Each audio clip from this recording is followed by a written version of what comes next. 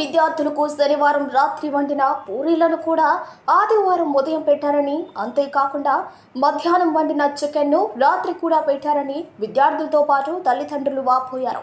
దీంతో విద్యార్థులకు రాత్రి నుంచి వాంతులు విరోచనాలు అవుతున్నాయని విద్యార్థులు తెలిపారు.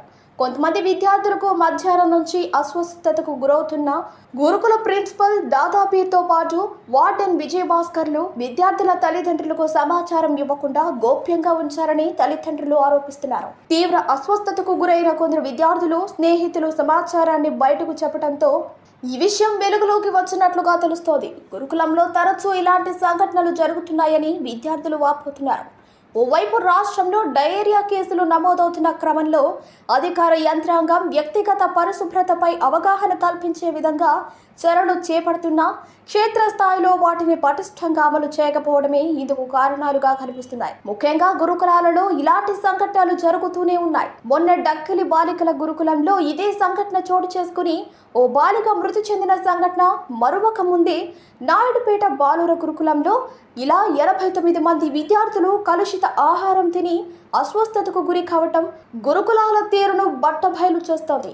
నాయుడుపేట గురుకులంలోని వార్డెన్ మిగిలిపోయి పాడైపోయిన ఆకుకూరలు కాయగూరలతో భోజనం తయారు చేసి పిల్లలకు పెట్టడంతో ఫుడ్ పాయిజన్ అయిందని విద్యార్థుల తల్లిదండ్రులు ఆరోపిస్తున్నారు.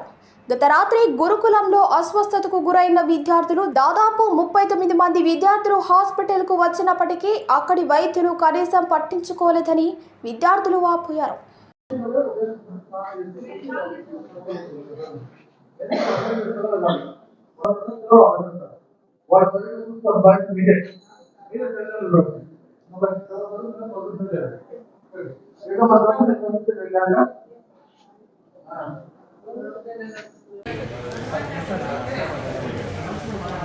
అంత బాగుంది.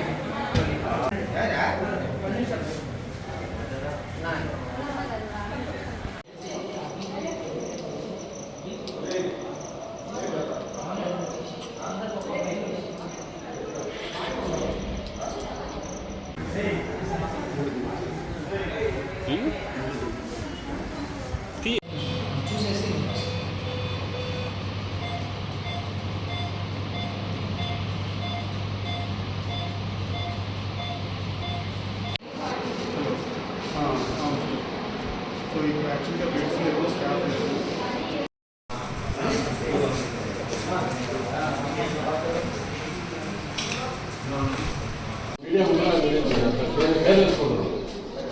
అలా కాదు, చెప్పినప్పుడు వాళ్ళు అడిగింది కరెక్ట్ సమాధానం చెప్పండి.